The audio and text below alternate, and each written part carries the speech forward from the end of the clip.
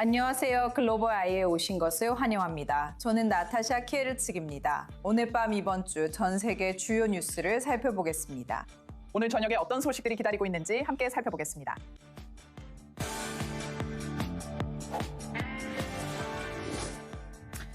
러시아 우크라이나 전쟁은 과연 끝이 날 수 있을까요?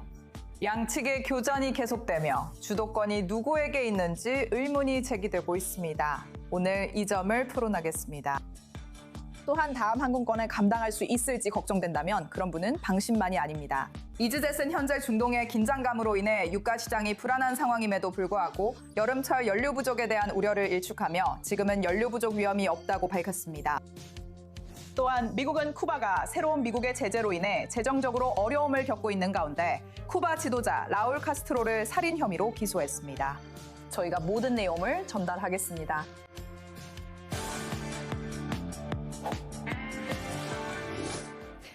하지만 그 모든 소식과 더 많은 이야기들을 전해드리기 전에 이번 주 전 세계에서 화제가 되고 있는 주요 뉴스들을 먼저 살펴보겠습니다. 중모 북부에서 발생한 치명적인 광산 사고가 최소 82명이 사망한 대규모 가스 폭발로 인해 17년 만에 최악의 사고로 불리고 있습니다. 당국은 이번 폭발이 금요일 늦게 발생했을 당시 지하에 247명의 작업자가 있었고 초기 혼란스러운 집계 때문에 혼동이 있었다고 밝혔습니다. 수십 명이 부상당했고 2명은 여전히 실종됐습니다. 현재 일부 회사 관계자들이 부검되어 조사를 받고 있습니다. 베이징은 현재 전면적인 조사와 안전점검 강화를 촉구하고 있습니다. 이는 국영 언론이 중국의 거대한 석탄 산업에서 생산을 안전보다 우선시하는 위험한 압력에 대해 다시 한번 경고한 이후입니다. 한편 미군 항공기가 카라카스 상공에서 드문 훈련을 실시했습니다. 이번 훈련은 올해 초 미국의 작전으로 니콜라스 마두로 대통령이 베네수엘라에서 축출된 이후 처음입니다. 관계자들은 2대의 오스프리 항공기가 재개된 미국 대사관 근처에 착륙했으며 이는 신속 대응 대피 훈련의 일환이었다고 밝혔습니다. 워싱턴은 이번 훈련이 새 정치 체제에서 국가 안정과 대비를 위한 것이라고 말합니다. 하지만 현지에서는 미국 항공기가 수도 상공을 비행하는 모습이 전혀 다르게 받아들여지고 있으며 일부 베네수엘라인들은 이를 달갑지 않은 무력 시위라고 부르고 있습니다. 유럽에서는 세르비아가 긴장 상태에 있습니다. 수만 명의 시위대가 베오그라드 거리에 나오며 이번에는 폭력 사태로 번지고 있습니다.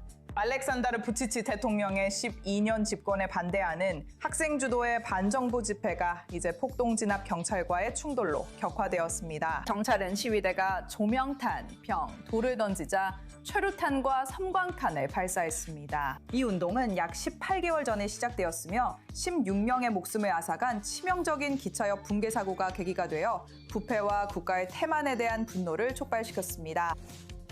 그리고 스페이스X는 지금까지 가장 강력한 로켓을 상업화의 문턱까지 밀어붙였지만 조용하게 끝나지는 않았습니다. 금요일에 이 회사는 텍사스에서 12번째 스타쉽 시험 비행을 실시하여 거대한 차세대 로켓을 우주로 보내는 중대한 시험 비행을 진행했습니다. 이번 임무는 인도양에서의 통제된 착수로 끝났습니다. 그 뒤에는 큰 폭발이 이어졌습니다. 하지만 스페이스X는 이번 시험이 스타쉽 프리3의 중요한 진전이라고 말합니다. 이것은 더 자주 스타링크 위성을 발사하고 앞으로의 나사 임무를 달로 보내기 위해 설계된 새로운 시스템입니다. 그리고 이제 우리는 정상에 도달했습니다.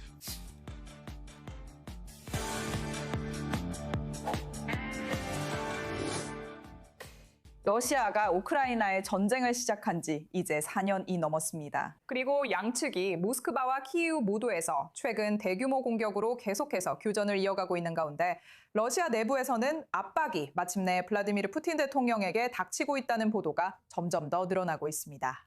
경기 둔화, 인터넷 차단, 엘리트들 사이의 불만 등으로 인해 심지어 전쟁을 지지하는 목소리들조차도 이 모든 상황이 어디로 향하고 있는지 의문을 제기하기 시작한 듯합니다. 하지만 모스크바는 여전히 돈바스 승리가 가능하다고 주장합니다. 그래서 가장 큰 질문이 남아 있습니다. 푸틴이 여전히 완전히 장악하고 있을까요? 아니면 이제 크렘린 내부에서 균열이 보이기 시작한 걸까요? 오늘 밤 우크라이나 전쟁의 정치적 파장에 대해 토론하기 위해 저희 패널에 함께해 주신 분은 카테리나 리스노바입니다. 그분은 우크라이나 언론인이자 라존포 우크라이나의 미디어 자문위원입니다.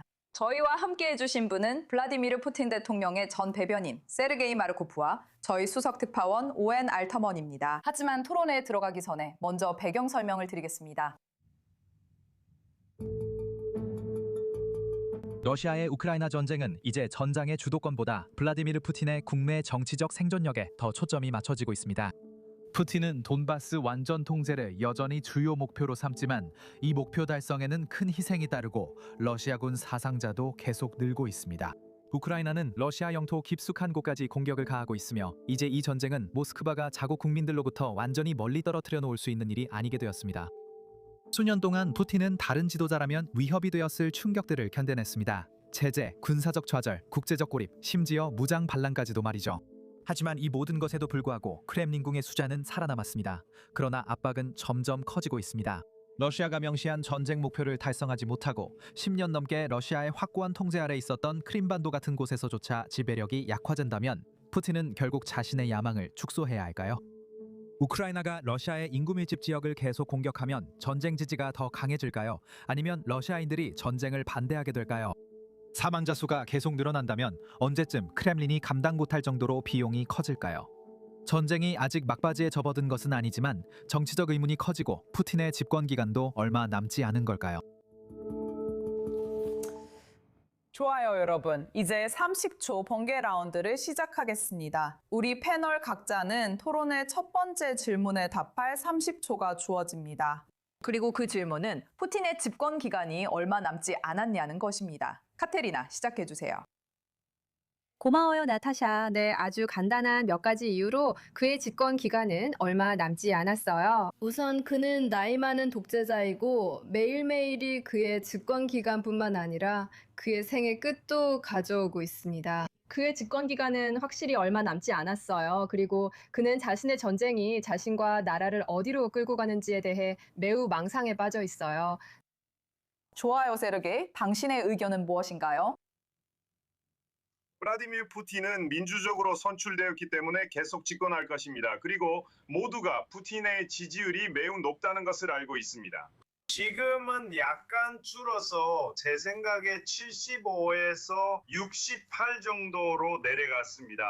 하지만 그는 여전히 모든 인구 중에서 가장 인기 있는 유럽 지도자 중 한 명으로 보입니다. 그리고 사람들은 우크라이나의 불법 네오나치 테러 정권이 해체되어야 하고 계속 압박을 받아야 한다는 그의 생각을 매우 지지합니다.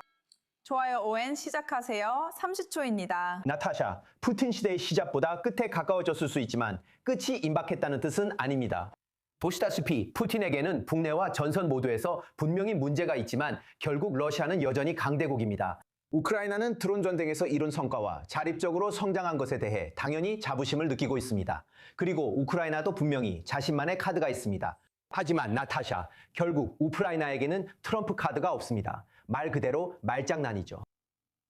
알겠습니다. 이제 이 토론을 좀 더 길게 이어가고 싶어요. 더 이상 30초 제한 타이머는 없습니다. 저는 정치적 약점이라는 문제에 대해 이야기하고 싶습니다. 정치적 약점의 신호들, 그리고 최근 러시아에서 나오고 있는 여론조사 결과들이 푸틴이 이전에 가졌던 지지율을 잃고 있다는 것을 보여주고 있는데, 이런 상황이 미국 대통령 트럼프를 푸틴에게서 멀어지게 하고 우크라이나 쪽으로 더 가까워지게 만들까요? 카테리나?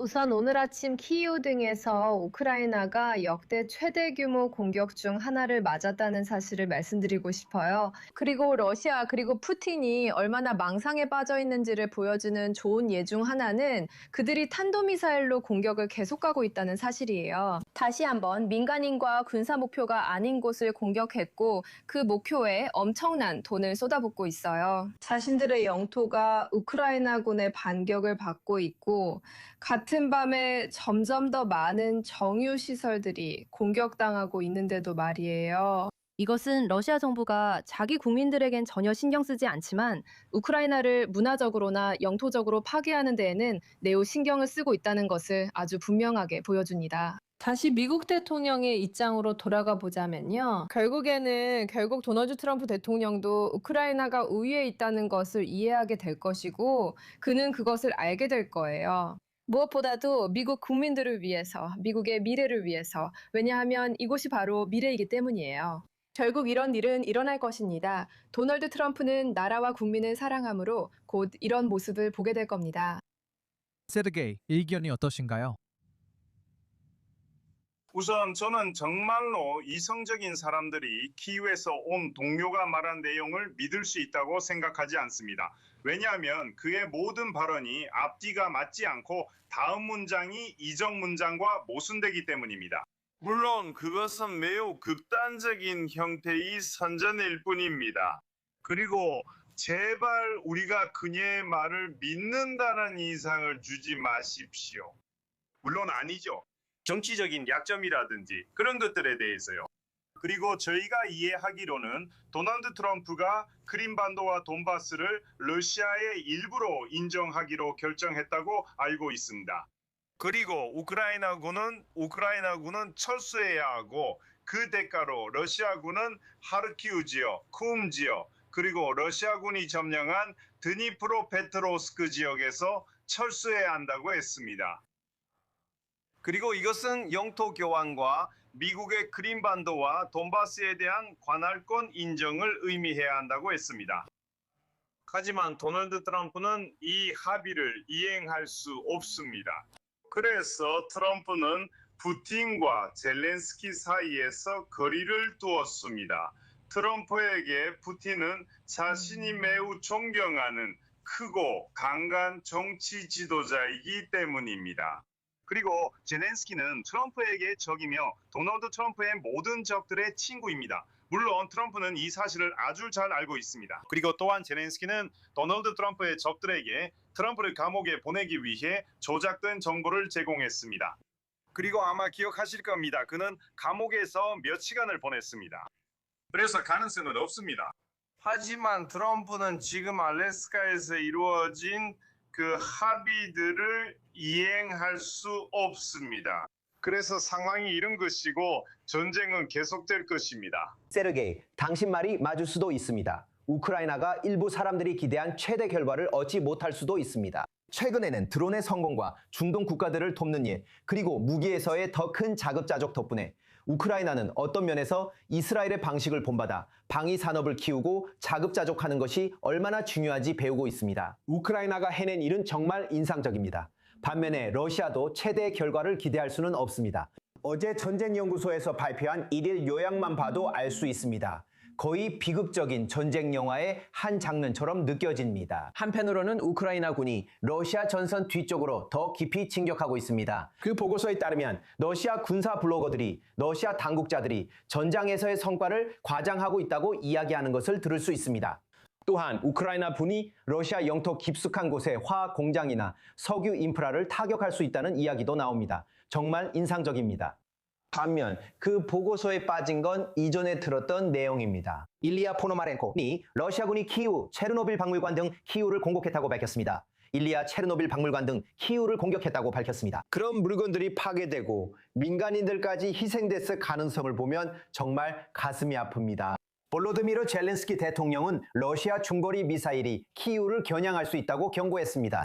요점은 양측 모두 입지를 지키고 공격하며 계속 싸울 수 있음을 보여줬다는 것입니다. 우크라이나 입장에서는 지난 4년 동안 엄청나게 인상적인 성과이지만 최대치는 아닙니다. 또한 우크라이나인들이 상황이 자신들에게 유리하다고 느낀다면 이는 착각일 수 있습니다. 왜냐하면 결국 러시아는 강대국이고 비대칭 전쟁은 싸움에서 더 크고 더 강한 쪽이 규칙과 규범에 의해 제약을 받는다고 느낄 때만 효과가 있기 때문입니다. 블라디미르 푸틴이 그렇게 느끼는지는 확실하지 않습니다. 그리고 그가 끝까지 확전할 의지가 있다면 그렇다면 우크라이나의 상당한 성과에도 불구하고 그는 전쟁에서 승리할 수 있을지도 모릅니다. 캐서린, 두 분 게스트가 말씀하신 내용에 대해 표정이 많이 변하는 걸 봤어요. 오웬의 말에 대해 어떻게 생각하시며 전하고 싶은 말씀이 있으신가요? 저는 워싱턴 DC에 있고 키이우에는 없습니다. 이 점을 시청자분들께 분명히 말씀드립니다. 또 한 가지 생각은 많은 사람들이 러시아가 단지 그 규모 때문에 힘이 있다고 주장한다는 점이에요. 하지만 러시아는 기술 개발 능력이 전혀 없어요. 러시아가 항상 가지고 있던 유일한 자원은 천연 자원뿐이었어요. 그들은 땅에서 그것을 캐내어 모두에게 팔았지만 기술이나 다른 발전에서는 결코 우위를 점하지 못했죠. 그리고 우리는 지금 그 사실을 분명히 보고 있어요. 또한 전쟁에 대해 이야기한다면 러시아의 넓은 영토는 지금 오히려 매우 부정적으로 작용하고 있어요. 왜냐하면 그들은 실제로 모든 군사 및 경제적 시설을 방어할 수 있는 충분한 방공망을 갖추고 있지 않기 때문이에요. 그리고 우리는 그 영향이 지금 얼마나 분명하게 드러나는지 보고 있어요. 이제 최근 몇 주 동안 우리가 보고 있는 러시아군의 증가하는 사상자에 대해 조금 이야기하고 싶어요. 오웬이 언급했던 이 깊숙한 우크라이나의 공격에 대해 들으셨죠? 이 공격들은 여러 면에서 예상 밖의 러시아 지역을 타격했고 많은 사람들은 우크라이나가 그런 곳까지 공격할 능력은 없다고 봤죠. 세르게이 씨께 질문 드리고 싶은데요. 이번 전쟁으로 인해 러시아 측의 사망자가 증가하면서 모스크바 내에서 셈법이 갈리고 있다고 볼 수 있을까요? 위대한 러시아. 이 모든 당국의 말은 그냥 선전일 뿐입니다. 그리고 숫자를 보세요. 아주 간단합니다. 지난 2년 동안 전상 군인들의 시신 교환이 있었습니다. 비율이 1대 40입니다. 1대 40입니다. 러시아 군인 1명이 우크라이나 군인 40명과 교환되었습니다. 이건 2년 동안의 일입니다. 지금은 상황이 조금 바뀌었습니다. 이제는 1대 15입니다. 이 말은 러시아의 공격이 조금 줄어들었음에도 불구하고 여전히 그렇다는 뜻입니다. 그럼에도 불구하고 4월에는 부상자 교환 비율이 러시아군 전사자 1명당 우크라이나군 15명이라는 수치가 나왔습니다. 물론 우리는 사망한 병사의 수뿐만 아니라 러시아군이 전진하고 있다는 사실도 고려해야 합니다. 그래서 전장은 러시아의 통제 하에 있습니다. 하지만 이것은 또한 러시아가 시리아에서 우크라이나보다 더 많은 병사를 잃었다고 합리적이고 이성적으로 생각하는 것조차 불가능하다는 것을 보여줍니다. 그리고 두 번째로 러시아의 요구가 돈바스를 차지하는 데 있는 것은 아니라는 점을 고려해야 합니다. 아니에요. 러시아는 우크라이나가 지금처럼 신나치 테러 정권이 아니라 민주적이고 정상적이며 중립적인 국가가 되어야 한다고 요구합니다. 그래서 자유롭고 공정한 선거가 러시아의 요구입니다. 정통파 유대인들에 대한 정치적 탄압을 중단하는 것도 러시아의 요구입니다. 세르게이. 러시아어, 즉 러시아인의 70%가 모국어로 사용하는 언어에 대한 정치적 탄압을 중단하는 것, 이것이 바로 러시아의 요구입니다. 세르게이, 제가 뭔가 물어보고 싶어요. 좋아요? 그래. 러시아 전역에서 발생하고 있는 인터넷 차단에 대해 뭔가 물어보고 싶어요. 만약 이 사상자 수, 그러니까 보고되고 있는 사상자 수가 사실이 아니라면 왜 러시아 전역에서 이렇게 많은 인터넷 차단이 발생하고 있는 건가요? 현재 진행 중인 전쟁과 관련해서 평범한 러시아인들이 전 세계의 주류 언론에 접근하기 어렵게 만드는 이유가 뭔가요? 러시아 측 사상자 수가 줄어들지는 않았지만 우크라이나 측 사상자 수에 비하면 훨씬 적습니다. 그리고 한 가지 짚고 넘어가자면 하지만 숫자 문제가 아닙니다. 왜 이런 인터넷 차단이 생기는 걸까요? 그래. 내가 선영했어. 야, 엄청 뜨겁네. 러시아는 우크라이나처럼 대규모 동원령을 내린 적이 없고 전쟁이 시작된 이후 한 달을 제외하고는 그동안 자원자들만 전쟁에 참여해왔어요. 그리고 인터넷을 보면 러시아는 이제 독자적인 메신저를 만들려고 해요. 왜냐하면 당국에 있는 사람들이 정치적으로 너무 위험하다고 믿기 때문이죠. 주요 메신저들이 서방 국가들의 통제하에 있다면 사실상 그 국가들은 러시아를 상대로 하이브리드 전쟁과 대리전을 벌이고 있는 셈이죠. 그래서 러시아가 이렇게 움직이고 있는 거예요. 하지만 대부분의 러시아인들은 물론 다른 메신저를 사용하는 경향이 있어요. 그리고 몇 가지, 많은 이유가 있는데 그 이유 중 하나는 모바일 인터넷이 우크라이나 드론의 표적 설정에 쓰이기 때문이에요. 그래서 제한적인 거예요. 사람들은 이 점에 대해 매우 불만이 많아요. 말하기도 두렵죠. 우리도 그랬어요. 하지만 그럼에도 불구하고 그들은 이것이 현실임을 받아들입니다. 그리고 참고로 이런 현실은 앞으로 몇 년 안에 유럽 국가들에서도 마찬가지가 될 거예요. 카테리나, 지금 세르게이가 한 말에 대해 답변하고 싶으신가요? 제 생각에는 정말로 제가 할 수 있는 말은 아마 한 가지뿐인 것 같아요. 러시아인들이 전사한 자국 군인들의 시신을 수습하지 않는다는 사실 자체가, 그리고 얼마나 많은 군인들이 전사했는지에 대한 그 숫자가요. 그것은 그들이 자기 국민조차 신경 쓰지 않는 증거일 뿐이에요. 그리고 그들은 아마 실제 사상자 수를 모를 가능성이 매우 커요. 왜냐하면 그들이 벌이고 있는 이 망상적인 전쟁 때문에 그렇죠. 그리고 그들이 죽은 사람들만큼 시신을 수습하지 않으려 하거나 아니면 시신을 찾지 못하고 있다는 사실 자체도 또 다른 사실이에요. 이것이 바로 지금 러시아에서 우리가 보고 있는 상황의 매우 슬픈 모습이에요. 그리고 세르게이, 당신이 답변할 수 있도록 시간을 드릴게요. 말씀하세요. 그녀는 거짓말을 하고 있어요. 그녀는 방금 거짓말을 했어요. 모두가 그녀가 거짓말하는 걸 안다고 생각해요. 그 말에 반응하고 싶으신가요? 네, 물론이죠. 몇 가지 말씀드릴게요. 우선 세르게이에게 말씀드리자면 이스라엘 사람이고 유대인으로서 우크라이나 정부를 나치라고 표현하는 것은 정말 모욕적입니다. 저는 당신이 유대인에 대한 적대감이나 반유대주의적인 동기에서 그렇게 말하는 것이 아니라는 것을 압니다. 그 점은 알고 있습니다. 하지만 저는, 그리고 저만 그렇게 느끼는 게 아닐 거라고 생각하는데, 나치의 유산과 공포를 그런 식으로 희석시키는 것은 정말 받아들이기 힘들다고 생각합니다. 우크라이나 정부에 그런 딱지를 붙이는 것은 전혀 어울리지 않는다고 분명히 말씀드리고 싶습니다. 또한 인터넷 중단과 관련해서 우크라이나인들이 군사적으로 러시아에 맞서 인터넷을 활용할 수 있다는 당신의 의견을 이해합니다. 예를 들어 이스라엘에서는 지난 2년 반 동안 일부 지역에서 GPS 시스템이 일시적으로 중단된 적이 있습니다. 그리고 우리에게는 답답한 일이었지만 우리는 그것을 이해했습니다. 하지만 러시아에서의 광범위한 인터넷 제한은 분명히 정보 통제를 시도하는 것으로 보입니다. 그렇다 하더라도 나샤, 우리가 지난 4년 동안 쓰라린 경험을 통해 배운 것처럼 이 전쟁은 정의만을 위한 것이 아닙니다. 평화도 중요한 부분입니다. 그리고 이 두 가지 목표의 균형을 맞추는 것은 그 어느 때보다 중요합니다. 그리고 저는 우크라이나 측에서 자칫 오만해질 수 있다는 점이 우려됩니다. 전장에서의 점진적인 성공, 지정학적인 성공, 드론 전쟁에서의 성공, 그리고 러시아 영토 깊숙한 곳까지 타격을 가한 작전상의 성공 등으로 인해 생긴 감정입니다. 그것들이 아무리 인상적이라 해도 우크라이나가 비대칭 전쟁에서 강한 쪽이 반드시 규칙과 규범에 얽매이지 않는다는 사실을 잊을까봐 걱정됩니다. 그리고 맞아요. 결국 강한 쪽이 핵무기를 가지고 있을 때는 오만함을 자제해야 하고 정책도 이성적이어야 합니다. 그리고 똑똑하고 실용적이어야 합니다. 그리고 저는 키우에 있는 사람들이 이처럼 고통스러운 상황을 헤쳐나가면서 그 점을 명심하고 있기를 바랍니다. 세르게이, 저는 지금 이 시점에서 푸틴과 크렘린의 최종 목표가 무엇인지 당신의 의견을 듣고 싶어요.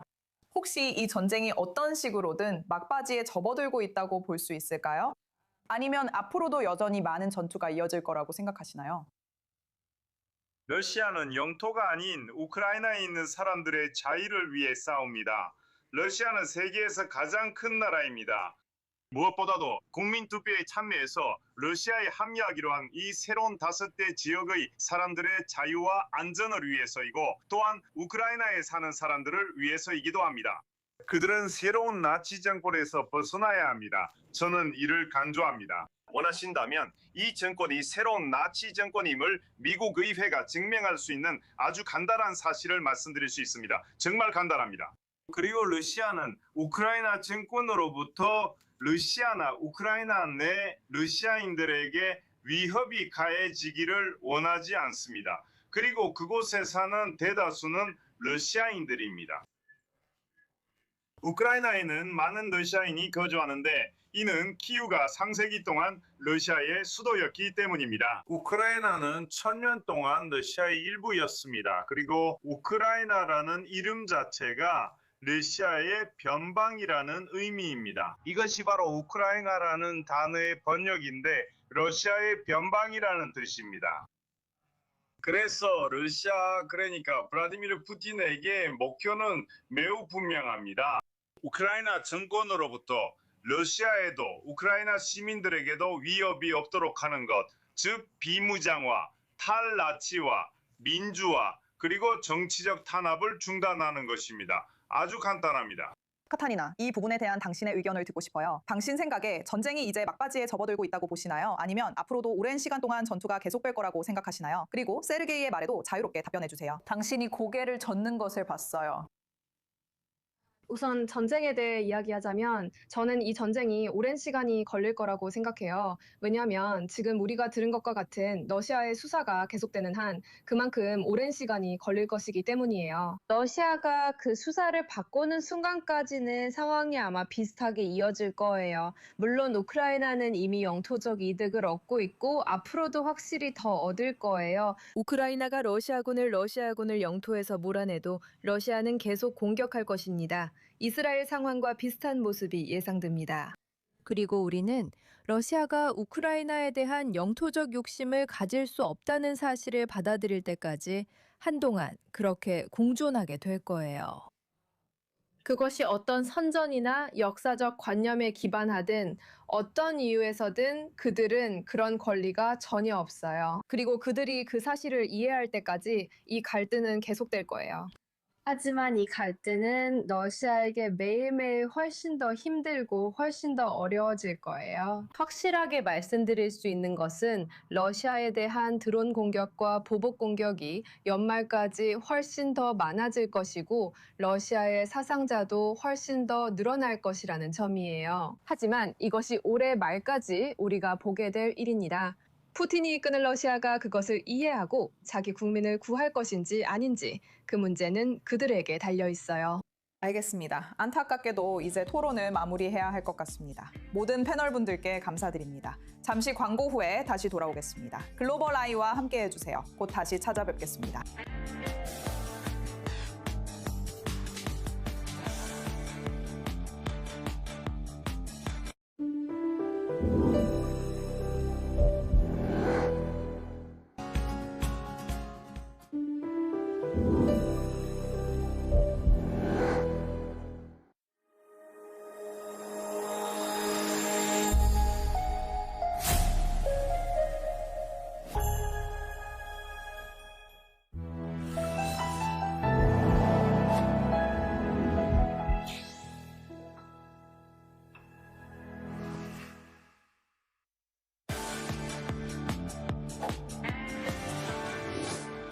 글로벌 아이로 돌아왔습니다. 저는 나타샤 키르칙입니다. 함께 해주셔서 감사합니다.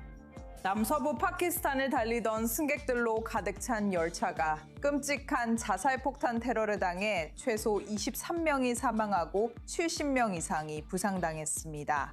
관계자들에 따르면 쿼타의 철도 선로 근처에서 폭발물이 가득 실린 차량이 열차가 지나가는 순간 폭발해 두 객차가 전복되고 불이 붙었다고 합니다. 많은 사상자가 발생했고 많은 집들이 파괴됐습니다. 저는 이 지역 출신입니다. 이른 아침에 아주 큰 폭발이 있었습니다. 밖에 나와서 보니 열차 주변은 완전히 혼란스러웠습니다. 분리주의 무장단체인 BLA가 자신들이 이번 공격의 배후라고 주장했으며 보안요원의 목표로 했다고 밝혔지만 민간인들도 사망자에 포함됐습니다. 이 단체는 파키스탄 중앙정부로부터의 독립을 요구하고 있는 단체입니다. 이제 아프리카로 가보겠습니다. 동아프리카에서는 중고 의료 정책 논쟁이 치열하며 핵심 문제는 매우 단순합니다. 정부들은 서방에서 들어오는 값싼 수입품의 홍수로 인해 자국의 섬유 산업을 키우는 것이 거의 불가능해지고 있다고 말합니다. 관계자들은 중고 의류가 일자리는 만들지만 많은 나라들이 제조업 대신 부가가치 낮은 재판매에 머문다고 주장합니다. 그래서 우간다는 최근에 중고 의류에 30%의 세금을 부과한 가장 최근의 나라가 되었습니다. 지지자들은 현지 산업과 환경 보호를 주장하지만 비평가들은 생산 격차 해결 없이 소비자 가격 부담이 커질 수 있다고 경고합니다. 이제 캐나다는 수십 년 만에 가장 큰 국가 통합의 시험에 직면해 있습니다. 왜냐하면 이번 10월에 석유가 풍부한 엘버타주가 캐나다의 일부로 남을지 아니면 독립국가가 될지에 대해 투표할 예정이기 때문입니다. 그리고 잠재적인 독립 국민 투표를 위한 법적 절차를 시작하게 됩니다. 이 움직임은 수십만 엘버타 주민들이 에너지 정책, 세금, 오타와 연방정부의 과도한 개입이라고 많은 이들이 보는 일에 대한 불만으로 청원서에 서명한 뒤 나온 것입니다.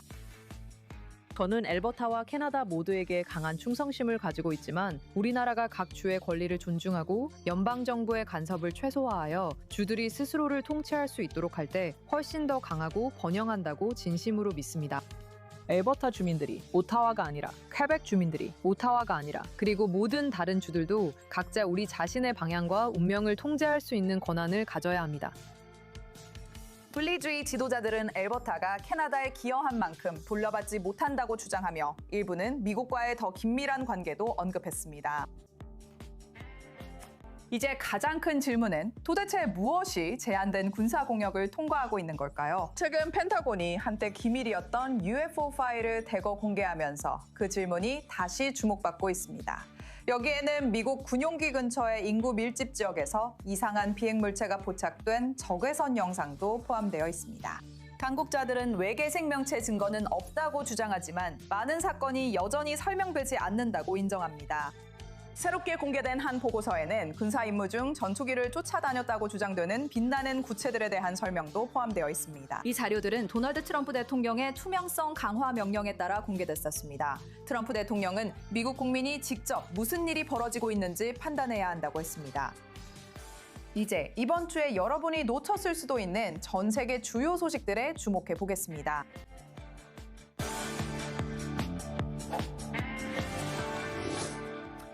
중국 지도자 시진핑은 지난 한 주 동안 현재 전 세계 지도자들 중 거의 아무도 할 수 없는 일을 해냈습니다. 며칠 간격으로 미국 대통령 도널드 트럼프와 러시아 지도자 블라디미르 푸틴 두 사람 모두와 직접 만난 것입니다.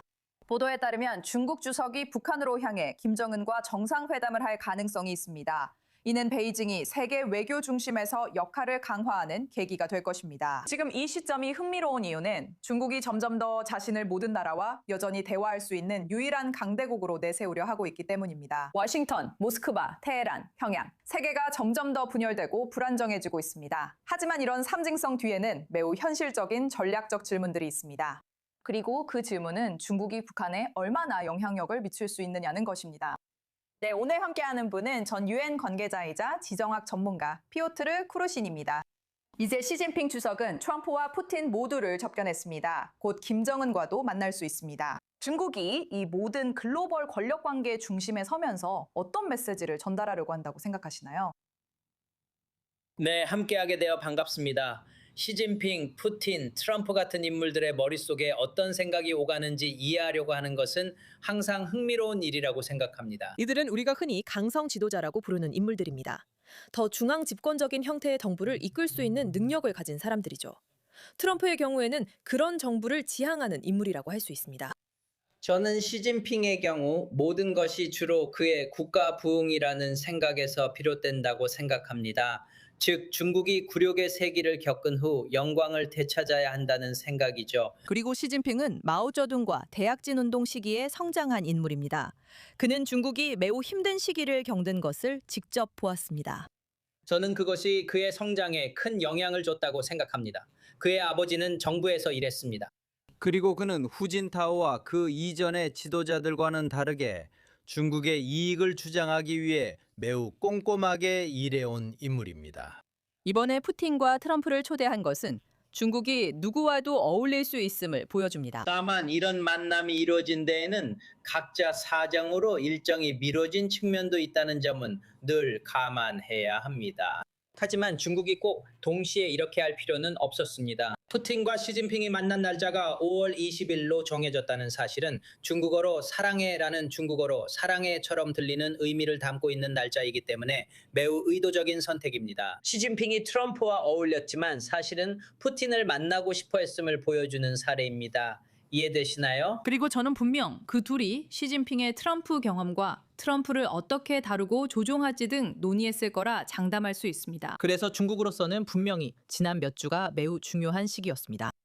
이제 북한에 대해 더 말하고 싶어요. 최근 헌법 개정으로 남한과 통일 관련 언급이 모두 삭제됐어요. 그것이 당신에게 어떤 신호로 보이고 베이징과 김정은이 이런 종류의 회담을 궁극적으로 진행하는 방식에 어떤 영향을 미칠 수 있을까요? 흥미롭네요. 북한, 그러니까 김정은은 주목받는 것을 좋아하잖아요. 그렇죠? 우리는 과거에 김정은이 세계 체제, 국제사회에서 영향력을 가지려는 노력을 볼 수 있었습니다. 그리고 이란, 우크라이나 등 세계 곳곳에서 여러 일이 벌어지며 세상이 이렇게 분열되고 혼란스러운 상황에서 북한에 대한 언급이나 고려가 전혀 없다는 건 확실히 이상한 일입니다. 그래서 이번 회의에서 김정은이 어떻게 행동할지 지켜보는 것이 분명 흥미로울 것입니다. 그동안 북한에 대한 관심이 거의 없었기 때문입니다. 그래서 제 생각에는 이번에 우리가 주목해야 할 점 중 하나는 김정은이 어떻게 행동하는지 그 자체를 지켜보는 것이라고 생각합니다. 하지만 중국에 대해 구체적으로 이야기하기 전에 러시아와 북한의 관계가 지난 몇 년 동안 믿을 수 없을 정도로 빠르고 강하게 깊어졌다는 점에 짚고 넘어갈 부분이 있습니다. 북한 사람들은 러시아의 전쟁에 매우 깊이 관여하고 있습니다. 러시아는 오랫동안 이것을 부인하려고 했습니다. 그리고 나서 1만 명의 북한 사람들이 돕고 있다는 것이 명백하게 드러났습니다. 단순히 상징적이거나 물리적인 차원이 아니라 실제로 최전선에서 돕고 있었습니다. 크루스크에서 우크라이나군이 그 지역 러시아의 오블라스트에서 넓은 영토를 점령했을 때였습니다. 여기서 중요한 점은 중국이 이 관계를 결코 좋아하지 않았다는 것입니다. 중국은 현상 유지 세력으로 일부는 중국이 국제 질서에서 이익을 보고 있으나 미국 패권을 약화시키려 약간의 수정을 시도한다고도 봅니다. 하지만 중국은 북한이나 러시아처럼 무모하거나 파괴적이지 않습니다. 그래서 중국은 이 관계를 그다지 환영하지 않았습니다.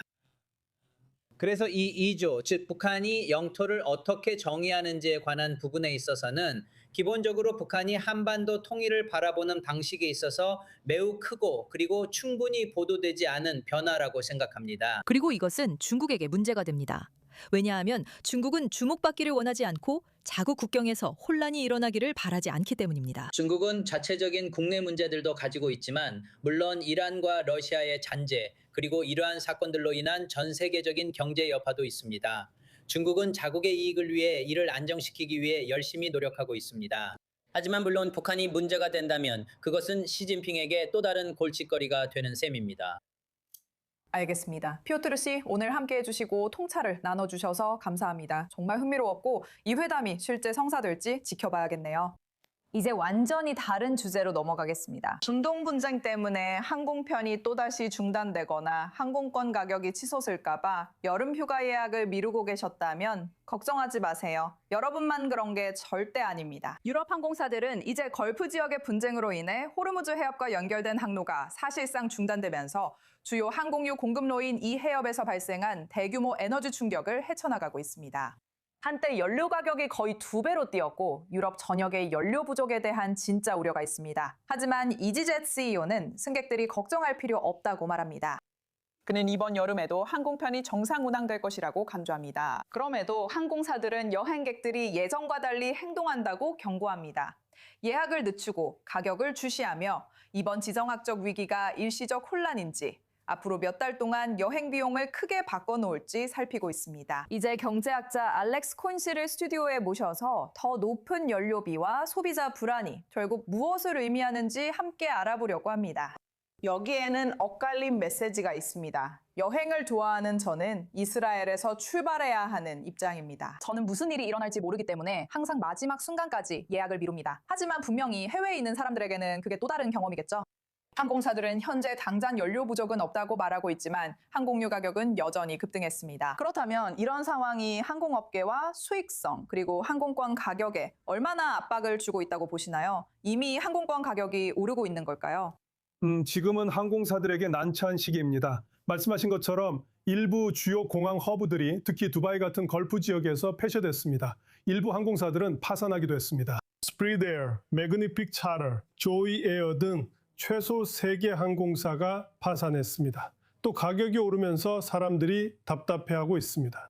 이 발언을 너무 심각하게 받아들일 필요는 없습니다. CEO들도 미국과 이란 사이에 정치적으로 무슨 일이 벌어질지 알 수 없기 때문입니다. 그들은 호르무즈 해협에서 무슨 일이 일어날지 그런 것들에 대해 전혀 모릅니다. 그들은 단지 사람들을 진정시키고 제발 미리 티켓을 사주세요. 그래야 우리가 실제로 비행기를 다 채울 수 있다는 걸 알고 편하게 잠들 수 있습니다. 라고 말하고 싶은 것뿐입니다. 그들이 고려할 수 있는 점은 세계 경제가 매우 공격적으로 움직인다는 점입니다. 그래서 유가가 오르면 갑자기 새로운 석유 공급원이 등장하게 되는데 특히 미국이 석유와 가스의 주요 수출국이 되었습니다. 남아메리카도 마찬가지입니다. 그래서 걸프 지역의 석유는 매우 저렴하지만 이제는 호르무즈 해협 때문에 걸프 지역의 석유 공급이 제한되면서 갑자기 더 비싼 석유가 경쟁력을 갖게 되는 상황이 벌어집니다. 그리고 그것은 좋은 일입니다. 왜냐하면 갑자기 공급이 어느 정도 호르무즈 해협의 문제를 상쇄시키기 때문입니다. 그래서 저는 이것이 좋은 소식이라고 생각하지만 어느 정도는 조심스럽게 받아들여야 한다고 봅니다. 알다시피 사람들이 비행기표를 더 늦게 예약하고 있다는 보도를 듣고 있습니다. 다시 말씀드리지만 저도 그런 경험이 있습니다. 저 역시 갈등 상황의 불확실성 때문에 그렇게 한 적이 있습니다. 이것이 소비자 신뢰에 어떤 의미가 있을까요? 항공사나 업계 전체가 이미 영향을 받고 있나요? 이미 타격을 받았습니다. 많은 항공사들이 손실을 입었죠. 이지젯도 손실을 받고 에어프랑스, 카타르 항공도 취소된 항공편 때문에 큰 손실을 입었습니다. 그래서 상당수의 항공사들이 제약을 받고 있습니다. 일부 항공사들은 유가를 해지했는데 이것은 그들에게 중요한 일입니다. 일부 항공사는 미리 대비해 문제를 해결했습니다. 또 다른 문제는 달러 약세입니다. 많은 항공사가 달러로 대금을 받아 재무제표에 타격을 입을 수 있습니다. 항공유나 기타 서비스 결제 방식에 따라 영향이 달라집니다. 그래서 그들이 활동하는 분야는 매우 혼란스럽고 변동이 심한 환경입니다. 때때로 이런 상황을 퍼펙트 스톰이라고 부르기도 합니다. 석유가 부족하고 석유 가격이 비싸며 달러 가치가 폭락하고 있기 때문입니다. 이러한 모든 불확실성은 즉각적으로 해결해야 할 많은 위기를 초래합니다. 맞아요. 하지만 저는 그들이 잘 해낼 거라고 생각합니다. 그들 중 일부는 원래 기상 위기를 처리하기 위해 개발된 특별한 소프트웨어 애플리케이션도 가지고 있는데 이런 애플리케이션들은 석유, 전쟁, 그리고 다른 모든 요소의 위기 상황에도 충분히 적용할 수 있습니다. 알겠습니다. 이제 저는 항공편만이 아니라 전 세계 경제 상황을 좀 더 넓게 살펴보고 싶어요. 현재 분쟁으로 인해 가장 큰 타격을 받은 다른 산업들은 무엇이 있고 소비자들이 주의해야 할 분야는 어떤 것들이 있나요? 그러니까 에너지가 많이 필요한 산업들이죠. 새로운 산업 중 하나가 바로 AI 산업입니다. 왜냐하면 이 산업에서는 대규모 언어 모델을 처리하기 위해 대규모 컴퓨팅 클러스터를 사용하고 있기 때문이죠. 그러니까 우리가 이야기하는 것은 대규모 컴퓨팅 설비가 많은 에너지를 소비합니다. 에너지는 매우 비싸고 최근에는 구하기도 더 어려워졌습니다. 물류에 대해 이야기하자면 우리가 지금 입고 있는 것들 중 대부분은 극동 지역에서 제조된 것입니다. 그리고 그 결과 이러한 제품들, 즉 의류, 전자제품, 자동차 등 무엇이든 간에 공급망이 제약을 받게 되었습니다. 이는 우리가 코로나19 대유행 동안 경험했던 일이죠. 그리고 그 결과 모든 공급망이 혼란에 빠지게 되었고 이는 나중에 운송해야 할 막대한 재고가 생긴다는 것을 의미합니다. 그래서 품귀 현상 등이 발생하게 됩니다. 그래서 재고를 보유하고 있고 그것을 활용할 수 있는 사람에게는 기회가 되는 것이죠. 제품이 없이 발이 묶인 사람들에게는 위협이 되는 겁니다. 그래서 이런 주요 산업들이 그 영향을 받게 될 것입니다. 알겠습니다. 알렉스 씨 함께 해주셔서 감사합니다. 영광이었습니다. 모두 다음 휴가를 저렴하게 갈 수 있을지에 대한 명확한 답이 나오길 바라고 있겠죠? 우리 모두 그럴 자격이 있어요. 우리 모두 그럴 자격이 있어요. 우리 모두 그럴 자격이 있어요. 알겠습니다. 이제 다음 소식으로 넘어가겠습니다. 미국 전역의 어린이 병원에서 특별히 훈련된 시설견들이 이제 치료팀의 정식 일원이 되고 있습니다. 이 강아지들은 어린 환자들이 고통, 스트레스, 그리고 두려움을 이겨내는 데 도움을 주고 있습니다. 여러분도 꼭 보고 싶으실 거예요. 한번 보시죠. 시설견들은 어린이 병원 내에서 점점 더 많이 보이고 있습니다. 잠깐 방문하는 것이 아니라 임상팀과 함께 풀타임으로 일하고 있습니다. 뉴욕에 있는 마운트 시나이 크레비스 어린이 병원에서는 아이스와 서머 같은 개들이 어린 환자들에게 병원이 덜 무섭게 느껴지도록 돕는 프로그램의 일원입니다. 이들은 일반 자원봉사 치료견이 아닙니다. 이들은 특별히 훈련된 시설견으로 핸들러와 함께 주당 최대 40시간까지 근무하며 일반 자원봉사견이 들어갈 수 없는 민감한 병원 구역에도 출입할 수 있습니다. 이것은 전통적인 자원봉사 반려동물 치료 프로그램과는 매우 다릅니다. 자원봉사 프로그램에서는 반려견들이 일주일에 많아야 1시간에서 3시간 정도 병원에 와서 환자들을 방문합니다. 우리 시설견들은 병원 환경에서 일할 수 있도록 특별히 훈련된 서비스견입니다. 목표는 간단합니다. 편안함을 주고 스트레스를 줄이며 아이들이 치료 과정의 힘든 순간을 이겨내도록 돕는 것입니다. 일부 환자들은 고통스럽거나 두려운 시술 중 강아지가 옆에 있으면 도움이 됩니다. 다른 환자들에게는 침대에서 일어나 걷거나 혹은 정상적이지 않은 환경에서 다시 아이처럼 느낄 수 있는 동기를 찾는 것을 의미합니다. 전문가들은 이러한 프로그램이 미국 전역으로 확대되고 있다고 말합니다. 존스 홉킨스, 노턴 어린이병원, 세인트루이스 어린이병원, 마운트 시나이 병원 등에서는 소아 진료를 지원하기 위해 전임시설견을 활용하고 있습니다. 연구자들은 개들과 짧게 상호작용하면 웰빙이 좋아지고 스트레스가 줄며 아이들이 통증을 견디는 데 도움된다고 말합니다. 애리조나 대학교 인간동물유대연구소의 전문가들은 이 개들이 병원 환경을 더 편안하고 익숙하게 느끼게 하고 아이들이 시술을 준비하도록 도우며 회복을 지원할 수 있다고 말합니다. 이 개들도 우리 핸들러들처럼 유급 휴가를 받습니다. 그래서 핸들러와 함께 휴가를 보내요. 근무 중이 아닐 때는 주 핸들러와 함께 집에 있으면서 그냥 평범한 강아지로 지냅니다. 근무 중이 아닐 때는 조끼를 벗고 그냥 반려견으로 지낼 수 있습니다. 오랜 병원 생활을 해야 하는 가족들에게 그 지원은 오래도록 기억에 남는 영향을 줄 수 있습니다. 직원들은 몇몇 아이들이 개들과 깊이 교감한다고 말합니다. 가장 힘든 치료를 받는 환자들에게 그 위로의 순간들이 큰 힘이 됩니다. 정말 놀라워요. 강아지들만큼 특별한 존재는 없죠. 좋아요. 다음 소식으로 넘어가겠습니다. 수십 년 동안 쿠바의 공산주의 지도부는 제재, 고립, 그리고 러시아와 중국 같은 동맹국들의 지원을 통해 미국의 압박을 견뎌왔습니다. 하지만 트럼프 행정부는 이제 수위를 한층 더 높이고 있습니다. 미국 법원은 1996년 쿠바계 미국인 반체제 단체가 조종한 민간 항공기 2대를 격추시킨 사건과 관련해 전 쿠바 지도자 라울 카스트로를 살인 혐의로 기소했습니다. 이 사건으로 4명이 사망했으며 플로리다 쿠바 망명자 공동체에는 아직도 깊은 상처가 남아 있습니다. 이 조치는 전 세계적으로 강한 반응을 일으키고 있으며 모스크바와 베이징은 워싱턴이 위협을 가하고 정권 교체 전술까지 시사하고 있다고 비난합니다. 그리고 미국이 쿠바로 향하는 석유 수송을 사실상 봉쇄하는 새로운 제재를 가하면서 쿠바의 연료 위기를 악화시키고 장시간 정전과 식량 부족으로 이어지고 있습니다. 지금 함께하는 분은 존 카발렉으로 뉴욕에 본사를 둔 미 쿠바 무역경제위원회 회장입니다.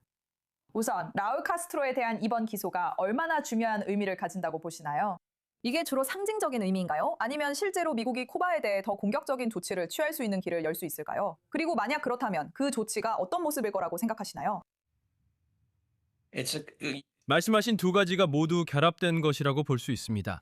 이건 보여주기식이기도 하고 상징적이기도 합니다. 라울 카스트로는 절대 미국 감옥 안에 들어가는 일은 없을 겁니다. 그는 결코 피의자 호송을 당하지 않을 겁니다.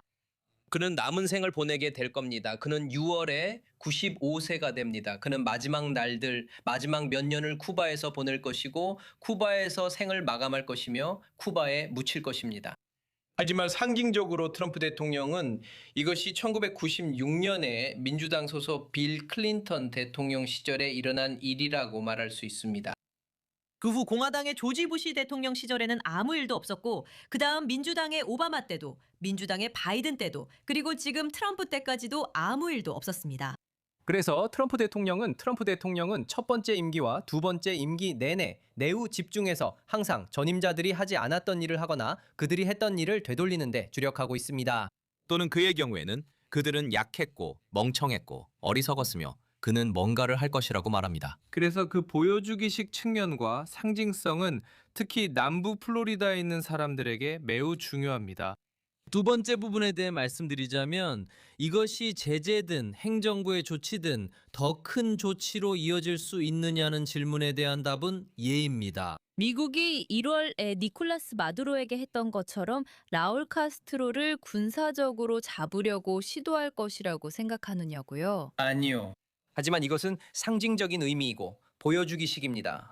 재밌네요. 그걸 그렇게 확신하는 이유가 뭐죠? 분명히 마두로가 미군에 의해 잡혀갈 거라는 기대는 전혀 없었어요. 이 시점에서 라울 카스트로가 뭐가 다르죠? 한 가지 이유는 니콜라스 마두로가 베네수엘라의 현직 대통령이었다는 점입니다. 그리고 다시 당시 트럼프 대통령은 보여지는 모습에 집중했습니다. 니콜라스 마두로는 곧 베네수엘라였고 베네수엘라는 곧 니콜라스 마두로였습니다. 그는 거대한 존재였고 몸짓도 과장됐습니다. 그리고 독특한 복장을 입었습니다. 그리고 그는 일종의 만화책 속 캐릭터 같았지만 베네수엘라를 책임지고 있었습니다. 그래서 대통령은 몇 달 동안 베네수엘라 해안에 함대를 직결시켰고 들어가서 그를 붙잡았으며 지금 그는 뉴욕의 구금센터에 있습니다. 라울 카스트로는 현재 국가 원수가 아닙니다. 그는 2008년에 은퇴했습니다. 아니, 죄송합니다. 2016년이었습니다. 그는 전 국방장관이었지만 지금은 은퇴했습니다. 이제 그 내러티브는 그가 은퇴했는지 여부는 중요하지 않다는 겁니다. 그는 여전히 책임자이고 여전히 나라를 통제하고 있습니다. 그의 가족이 나라를 통제하고 있습니다. 하지만 현실은 30년 전 일 때문에 국가 원수도 아니고 정부 수반도 아닌 95세의 노인을 잡으러 간다는 겁니다. 그건 많은 자원이 드는 일입니다. 문제는 트럼프 대통령이 베네수엘라에서 우리가 석유를 가져올 거다라고 말했다는 점입니다. 맞아요. 쿠바에서는 기본적으로 정치적인 챕터 11 파산 상태입니다. 당신이 그 빚을 떠안게 되는 거죠. 그래서 저는 그게 계산에 들어간다고 생각합니다. 전 마지막으로 제가 묻고 싶은 것은 만약 쿠바가 미국의 봉쇄와 우리가 보고 있는 제재 때문에 완전히 붕괴된다면 트럼프가 이로 인한 이민자 위기에 대해 전혀 걱정하고 있다고 생각하는지 여부입니다. 전혀 그렇지 않습니다. 그 이유는 이 대통령이 이민 문제를 무기로 보기 때문입니다. 그리고 그는 미국 해군, 미국 해안경비대를 포함해 미군이 가진 모든 수단을 동원할 준비가 되어 있습니다. 그래서 만약 쿠바 정부가 의도적으로 혹은 현재 쿠바 정부의 정책과 트럼프 대통령의 추가 제재의 결과로 그렇게 한다면 만약 1992년 마리엘 보트리프트나 부시 시절의 발세로 위기와 같은 일이 다시 발생한다면 이 대통령은 해군과 해안경비대를 플로리다 해협으로 보내서 그들을 모두 돌려보낼 것이라는 겁니다. 그래서 쿠바 정부는 그것을 도구로 쓸 수 없고 도널드 트럼프 대통령에게도 일종의 크립토나이트입니다. 그는 어디 한번 해봐라 라는 식으로 말할 겁니다. 해보라고. 왜냐하면 우리가 사람들을 돌려보내는 장면을 생중계로 보여줄 거니까요. 그들이 어디에서 오든 상관없습니다. 그들이 합법적으로 여기 있지 않다면 무슨 일이 있어도 들어올 수 없습니다. 그래서 쿠바 정부가 무기로 사용할 수 있는 도구가 아닙니다. 알겠습니다. 존 씨 오늘 함께 해주셔서 감사합니다. 의견이 흥미로웠어요. 안타깝게도 이제 다음 소식으로 넘어가야 할 것 같아요. 그리고 이번 이야기는 정말 기이한 이야기입니다. 도널드 트럼프라는 별명을 가진 희귀 알비노 버팔로가 이드 아라드아를 앞두고 방글라데시에서 뜻밖의 화제의 동물이 되었습니다. 한번 보시죠. 아주 익숙한 별명을 가진 희귀 알비노 버팔로가 방글라데시에서 뜻밖의 스타가 되었습니다.